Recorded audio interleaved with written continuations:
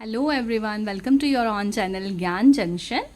आज हम करेंगे मैथ्स का चैप्टर नंबर 2 अरिथमेटिक एक्सप्रेशन। हमने इसका पेज नंबर 25 कर लिया था, ये हमने सम कंप्लीट कर लिए हुए हैं। ठीक है, नेक्स्ट हमने greater than less than equal to वाला ये भी हमने सॉल्व कर लिया है। अब हम इसको यहाँ से करेंगे। देखो इसमें क्या है, reading and evaluating complex expression. अब जो थोड़े कॉम्प्लेक्स है, जो हमने सिंपल था वो हमने कर लिया, अभी जो कॉम्प्लेक्स एक्सप्रेशन होंगे उसको हम कैसे एवेल्युएट करेंगे। Sometimes when an expression is not accompanied by a context there can be more than one way to evaluating its value. ठीक है, कई बार जो कंटेक्स्ट होता है वो कॉम्प्लेक्स होता है, तो उसको सॉल्व करने के कई तरीके हो सकते हैं। In such cases we need some tools और rules to specify how exactly the expression has to be evaluated.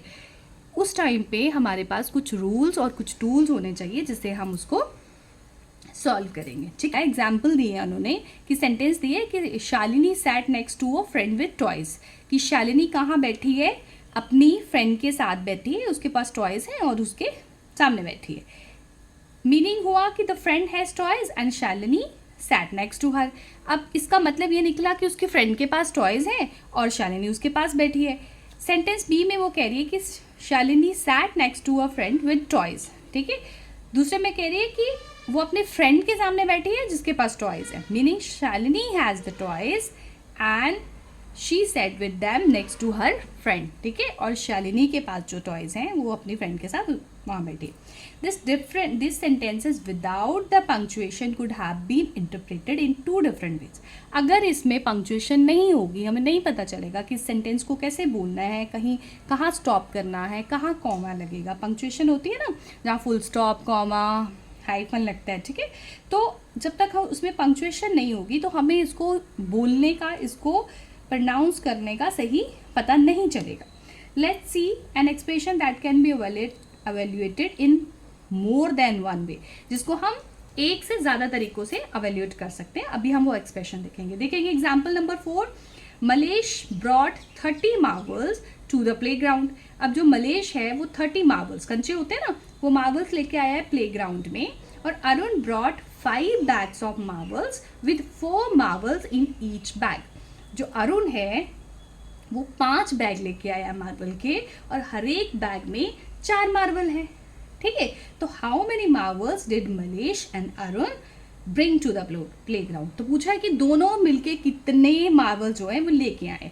अब इसको समराइज करते हैं कि उसको लिखेंगे कैसे। Mallesh summarised this by writing the mathematical expression. कैसे लिख दिया कि 30 जो है वो मलेश लेके आया है, तो ये मलेश के हो गए।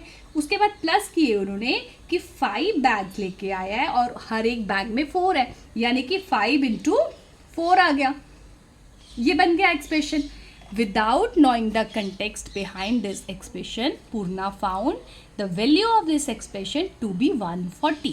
अब उसने कंटेक्स्ट को नहीं देखा और पूर्णा ने बोला कि अच्छा ये तो 140 लेके आया है। उसने क्या किया, ही एडेड 30 प्लस 5। उसने क्या किया, इधर देखो, 30 और 5 को पहले प्लस कर दिया, इन दोनों को प्लस कर दिया और बना दिया 35। फिर उसने क्या किया, इसने किया to get 35 and then multiplied 35 by 4, और फिर उसने 35 को 4 से मल्टीप्लाई कर दिया। तो उसका आंसर क्या आ गया, उसका आंसर आ गया 140। अब उसने तो अपने तरफ से सही किया था क्योंकि इसमें कुछ एक्सप्रेशन में क्लियर नहीं किया गया।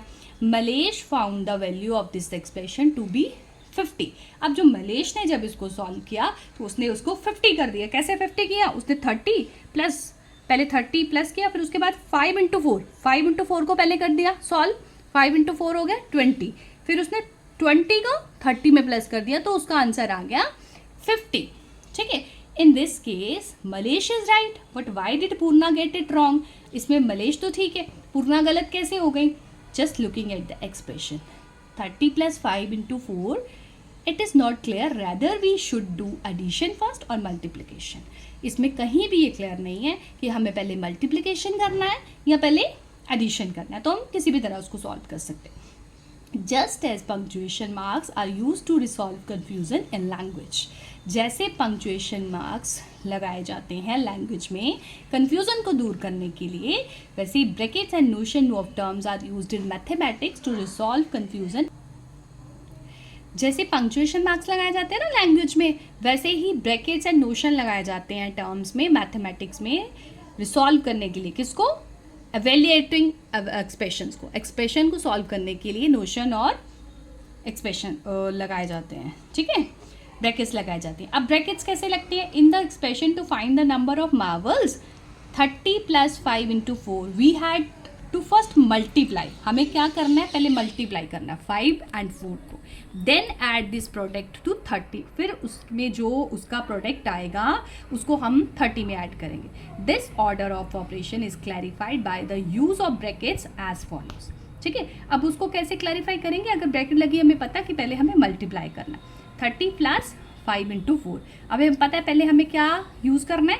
ब्रैकेट को सॉल्व करना है, ठीक है। हमने बॉड मास का फॉर्मूला किया था ना, उसमें बताया था कि पहले क्या होगा? ब्रैकेट सॉल्व होगी।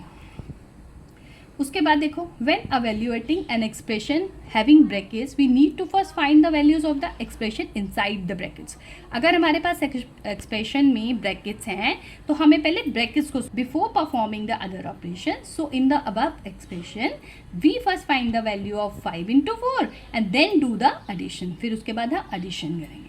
Thus this expression describes the number of marbles। तो इस तरह से हमारे पास एग्जैक्ट नंबर ऑफ मार्वल्स जो दोनों बच्चे ग्राउंड में लेके आए थे वो निकल जाएगा, ठीक है।